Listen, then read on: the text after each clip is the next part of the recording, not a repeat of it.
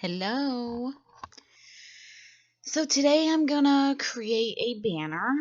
I've got some of these pretty cheap at the art store, so I'll probably be doing quite a few of these. I'm it's a chalkboard, so I'm going to cover it with white gesso, and then I will be drying this and giving it a second coat. And at this point, I have no clue where my composition is going to be going or what I'm even using. You can see in the top right corner, I've got some metal leaves. I don't even use those. There's quite a few things on my desk that I just pulled out that I would thought would go with the papers that I'm wanting to use. I'm using the let me look. Think I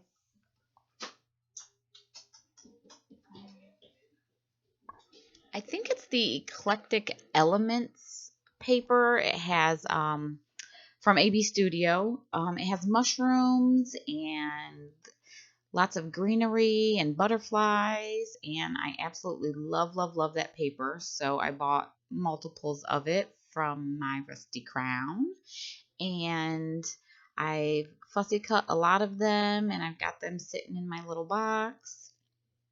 So now I'm putting a Crafter's Workshop stencil, and it's got leaves and vines. It's a really awesome stencil. I'm using light modeling paste.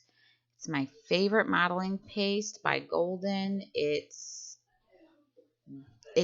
dries really quickly and it goes on very, very smooth. Um, and you can just hit that with a heat gun and literally like with under a minute it's completely dry. I love this. So I'm just gonna cover the whole banner because still I'm not sure where the composition is going, how I'm gonna lay things down. I'm just gonna kind of figure it out as I go. That's kind of how I work. Usually I'll pick things out that I want to work with, and I'll set a whole bunch of things that go with it, or have like colors, and then I just start doing things. I'll pull out stencils that I think look nice with what I've got, and I just kind of go from there.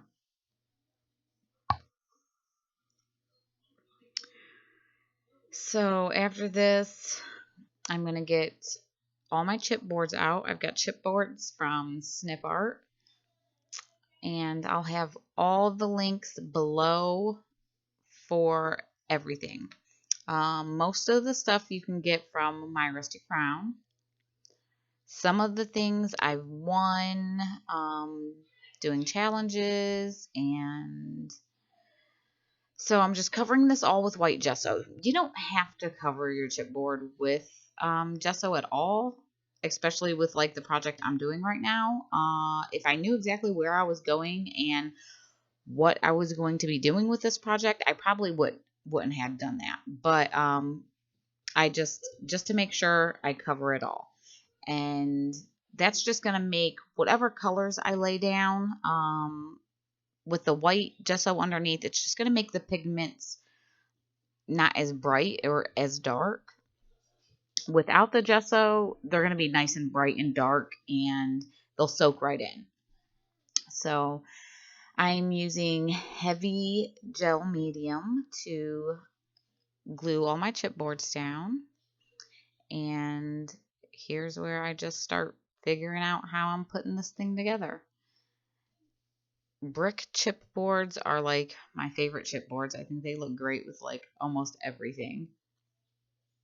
So, and I always use gel medium. I don't really use any other kind of glues. These are just, no matter what, everything stays. So I don't like to take the chance of something not staying. I use gel mediums with my paper. I use it with everything. So here I'm just figuring this out. And I didn't want to speed this up because I wanted you to see how I do this.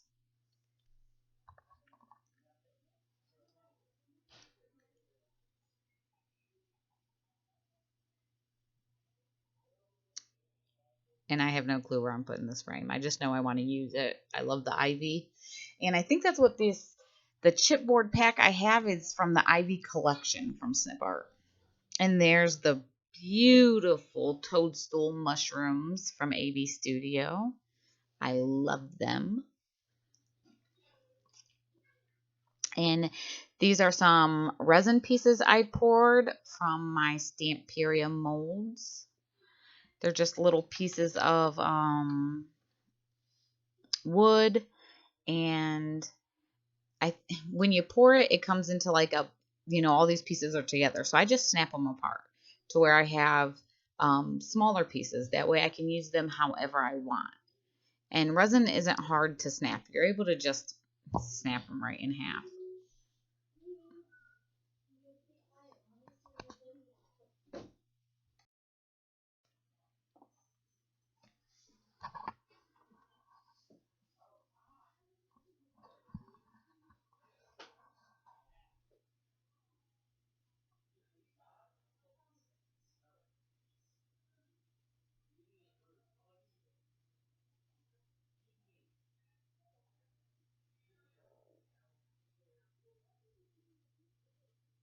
I still don't know how I'm going to be putting the frame on there. And with that sped up, it looked like I braked that so easy.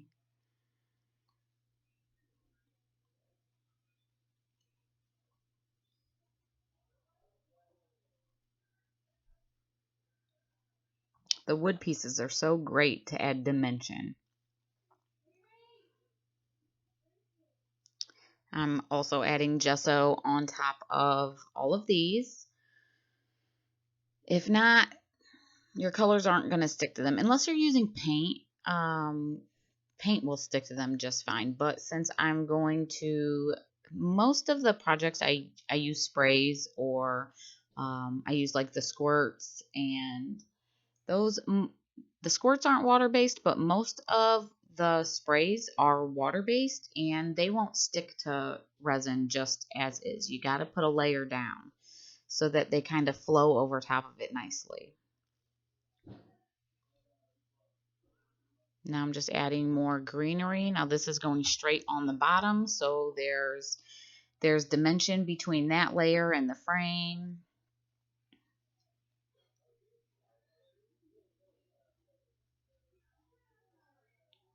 And this piece breaks as I go to glue it on, which is fine though. I'm just going to glue it on the back of this.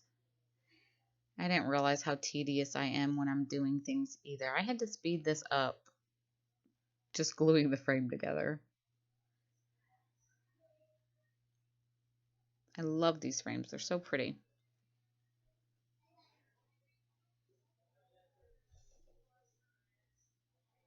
Then I'm going to add the vines to the back of it.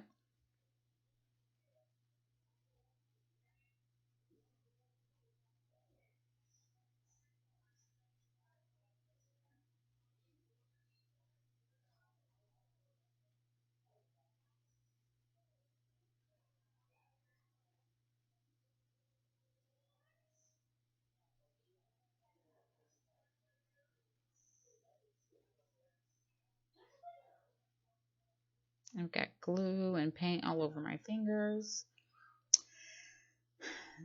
This is a die that I cut that I think my beautiful friend Shannon Hellwig sent me. I don't remember where that die is. Fantasy. I think it's a fantasy die.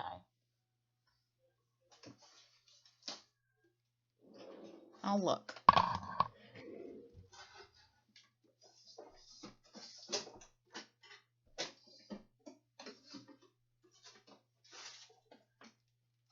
Yes. Yeah, so that was a die from Fantasy. So it cut out really clean and really easy. I just used my Big Shot with some cardboard. I'll probably be using that die a lot.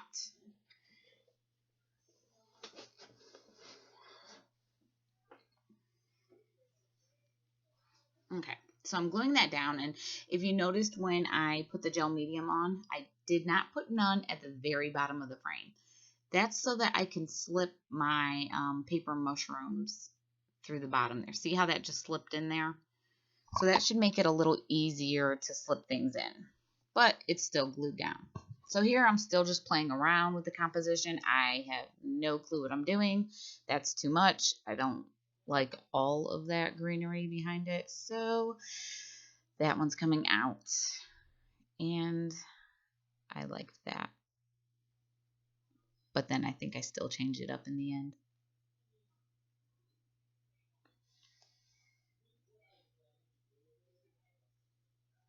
And I'm using Distress Oxide sprays.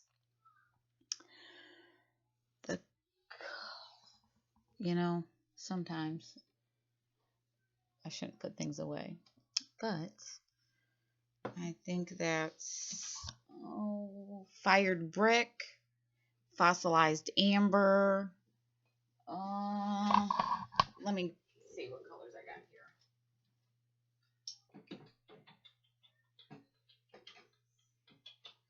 I think I used Vintage Photo. It might be Walnut Stain.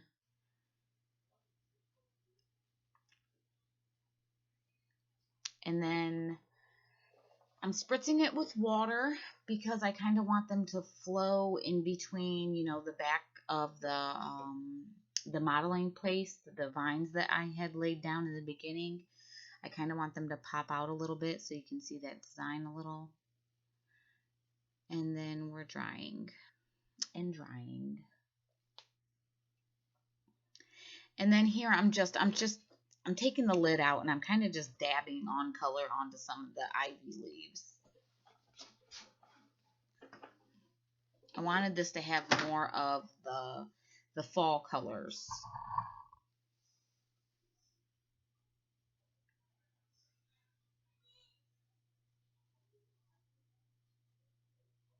I'm just using a paintbrush to spread it out a little better.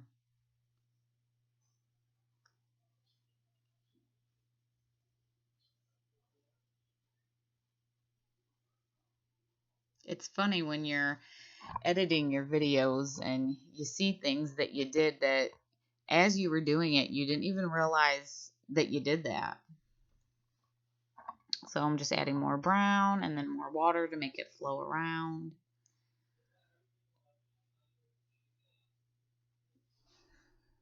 I'm speeding up the drying times here. And it's starting to come together. So now I kind of got like a vision of how I want everything else to look.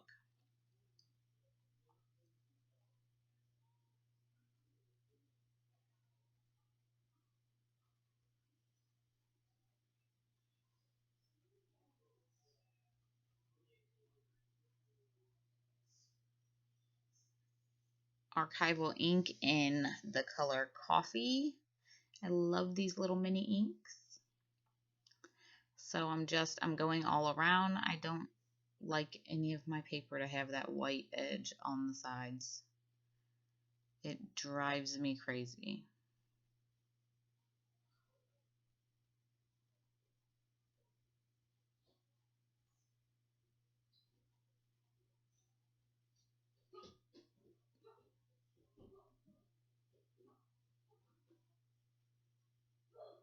And also the leaves that I'm going to use.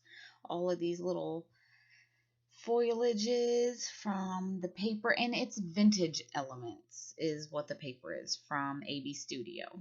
Martina does have these in her shop. I think she's running low on the A.Bstudio papers. I think they kind of flew off the shelves pretty quickly.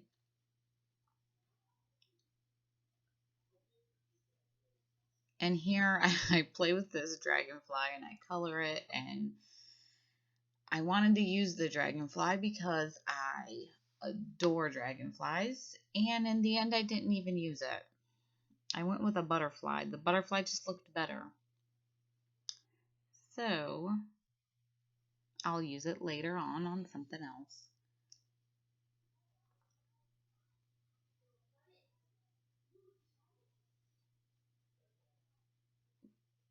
Oh, yep, here we go. I was ripping some of those papers to make them fit in places that I wanted them to fit.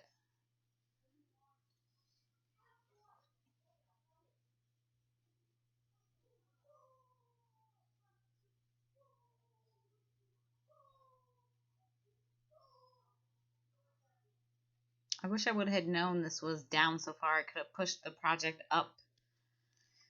It's hard to pay attention, I guess. I'll have to learn how to pay attention a little better. That way I can push it upwards.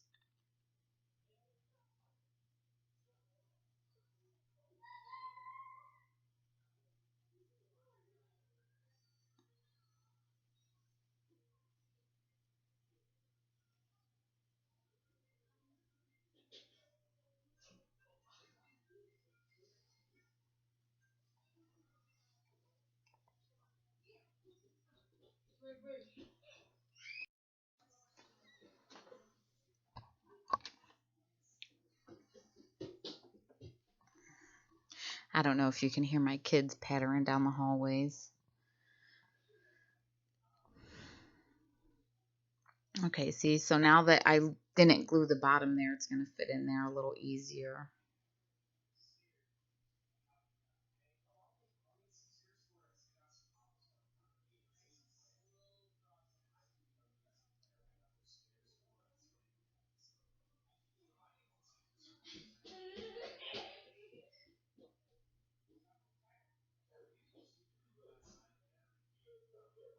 I'm adding more ink to the edges of the rest of my papers.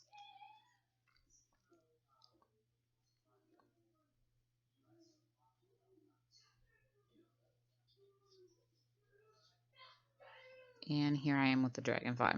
It's too big. I think if it was shaped differently, it would have went nice there, but the shape of it just wasn't going for me. So I've got little pieces of grapevine that I'm going to glue on here.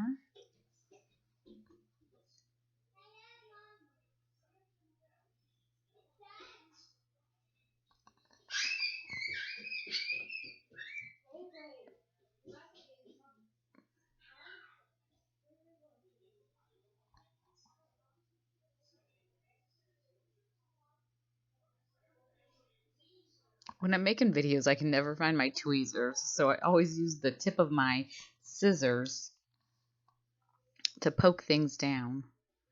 I need to get another pair of long tweezers because my daughter steals my other pair all the time. And here I'm going to go with the butterfly. The butterfly it just looked better.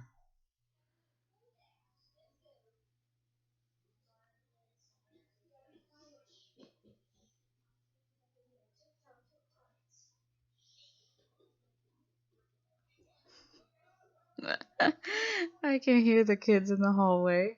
The older one's telling the younger one that I'm making a video, so he needs to tiptoe.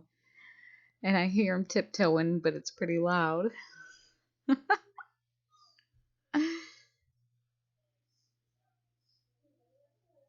Now I'm just kind of drying some of those papers down so that they don't move. And then here I go in with a color bloom spray. I think it's called Carmine.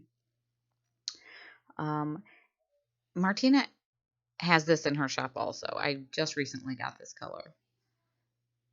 So I wanted the red to be a little brighter. The oxides, after they dry, tend to, obviously, because I sprayed them with water, they oxidized. So a lot of the pigment, the color faded. So I wanted to add some brightness back in it with the red.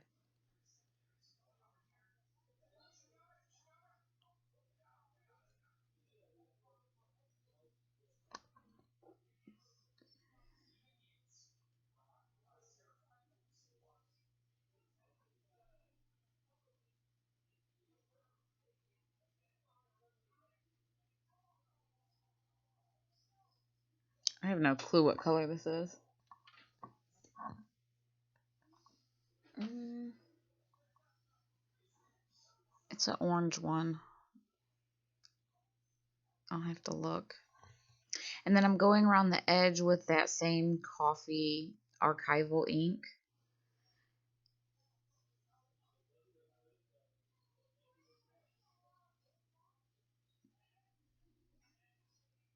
And then to finish it off, I'm going to dry brush a lot of the elements to make them pop out and stick out just a little better.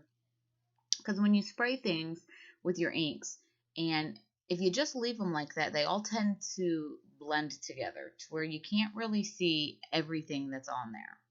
So dry brushing them pops them out.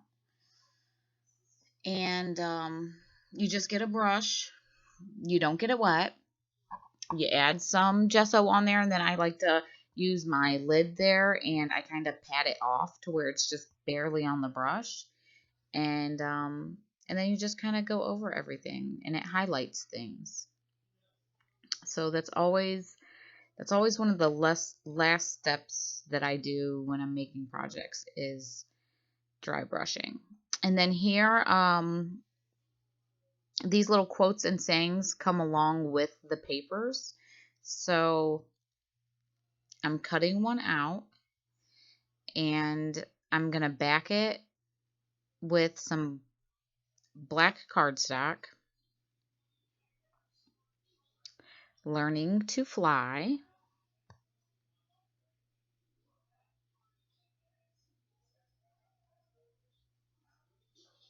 I don't know why I keep disappearing.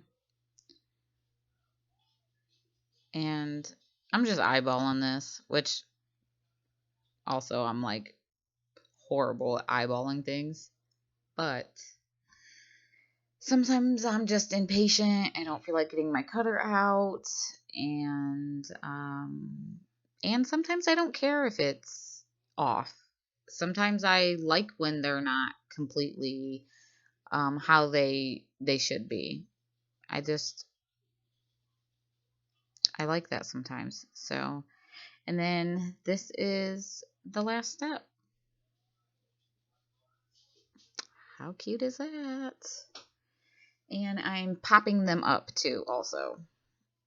I don't want it to just sit right on top of the mushroom. I want it to have some dimension.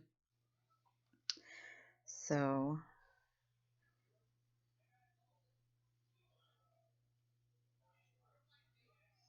and that's everything.